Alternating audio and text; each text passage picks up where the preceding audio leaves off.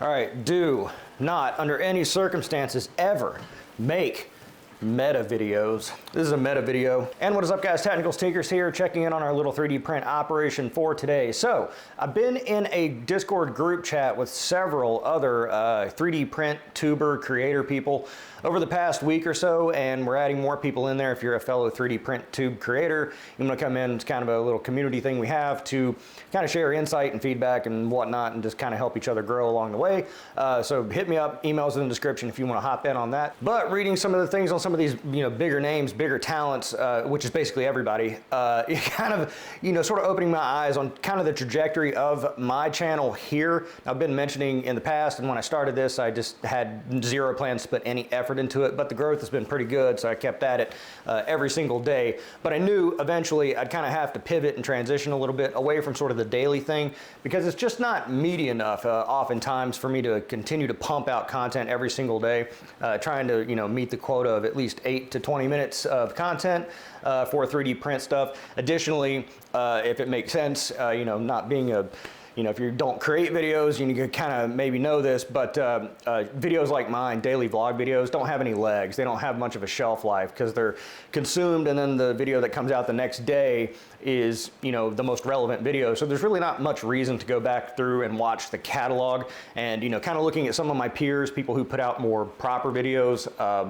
again, basically everybody, those videos can do well. So in a year's time, someone could watch it and it could be relevant.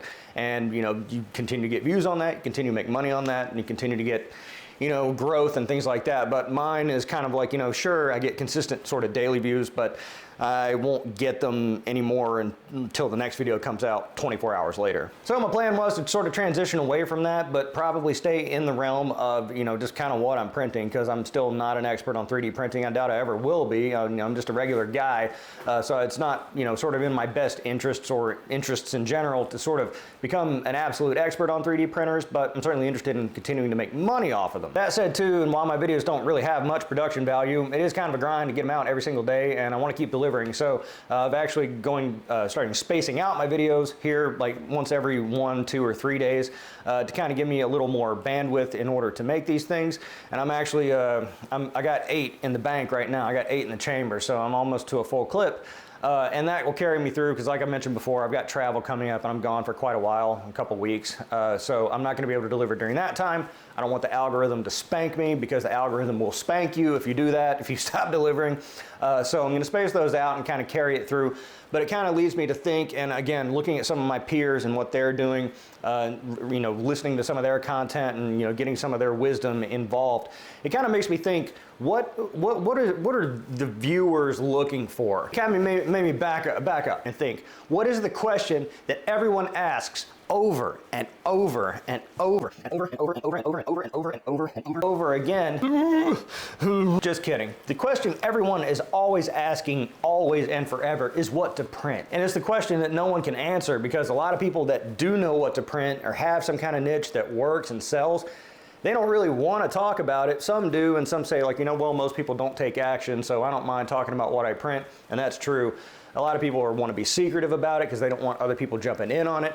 And a lot of people just don't know what to print. A lot of people go to weird niches and try different things. And that's basically what I've been doing with, cyborg sex dolls and crypto mining shrouds and everything in between. And I think that's I'm kind of like starting to crack the surface of a vein of what people actually maybe would like to see in a 3D print content sort of thing. And that's basically showcasing what to print. So if you are an aspiring 3D print entrepreneur, you want to sell 3D prints at home, you don't know what to print, and so you're just kind of out there in the wind looking around for something to print, hoping to find something. And I think maybe a lot of people that are viewing my content every day, because I'm printing all these different things, are kind of maybe waiting for me to just hit on something that they say, oh, I could do that, and then they take the idea and go and run with it. And if that's what people are looking for, then that's what I want to deliver. Because I keep finding, alas, poor Yorick, that with a lot of these 3D prints, really mostly all of the 3D prints that I've been using and printing over the past, since starting, it's just, I keep coming back to, it's like, is that really worth it? Is it not enough money for me? Like, these skulls, I did a video that is yet to come out, but I was talking about doing these skulls, and I wanted to make $10 on the skull. And I went through a whole pricing thing, how I price stuff, how I, narrow down the costs and everything like that. And I sort of worked backwards. I was like, I want to make $10 off this skull. And so I back into it, and that way I can price it effectively in order to generate sufficient volume to actually sell these skulls and make that $10. But even with that, if I sold 10 of these a day, and it's $100 a day in, profit, net, that's 10 of these I got to print. 10 boxes I gotta fold up, 10 things I gotta pack, and 10 things I gotta schlep over to the post office. And I keep thinking, like, for $100 a day, is that worth it? And for a lot of people, it is. For me, it's really not. And so why would I continue going down this path? Well, because someone else might be interested in seeing it, and so that's why I'm doing it. So it's not necessarily me trying to spin up a 3D print business and make a whole bunch of extra side income. I think it's more transitioning into me showcasing what you could do to print, what you could print to generate extra side income to kind of supplement your operation. So it's not really about me making extra money, and that kind of serves two purposes. One, I don't have to sell all these things and pack them up and ship them. And two, I can deliver people media and focus more time on media and devote it to the media about what people actually want to see. Things that they could print, and the tips and the tricks and the learning and the humor all along the way. So effectively, the content really doesn't change all that much. It just doesn't come out every single day. And I'm still, printing things all over the place and hoping for your suggestions along the way to kind of showcase, and maybe along the way, if you watch the content, you could say like, oh, I could print that, and then maybe you could take that idea and run with it, because I don't really see, just being perfectly honest, I don't see really anything. I haven't happened upon anything yet that I see that could be like, yeah, that's the ticket. That's a whole bunch of extra passive income. Because sure, I could scale up, and when I started the channel, I said like my hope is to scale this up and put it in my warehouse, and I have a whole bunch of printers, and I turn into dancing 3D prints, and I make all this money. But when I look at that kind of thing, especially what Danson does with all those trendy slinky dragons and stuff like that, he's hitting it, he's working it out, but I don't know that those trends will continue. I'm not confident in it, and I hope it does for his sake, but for me personally, I just don't have any confidence in it, and so it's probably not in the cards for me.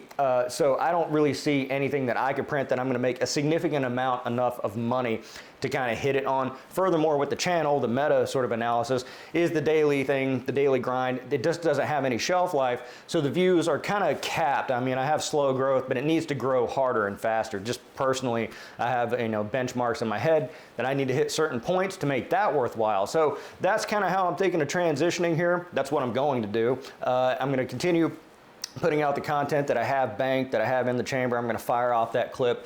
But once that's exhausted, then we'll probably continue to transition through into sort of that new sort of looking at things from a little bit of a different angle. I want to make sure the people that came on board still get what they want, which is basically the same thing I'm going to be doing, but it's for a different purpose. But luckily for me, that means I don't have to change up really anything. It's just, it's for a different goal. It's not to build my own business. It's sort of, kind of to showcase like, this is something you could do. You want to try this? Okay, on to the next thing. So I hope that makes sense for everybody, and I would love to know what you think in the comments below, because people have no shortage of opinions on how to do these sort of things. So let me know, fire off, give me your best shot in the comments below. Be sure to like the video because it's the nice thing to do, and subscribe for more content like this. I'm the Technicals.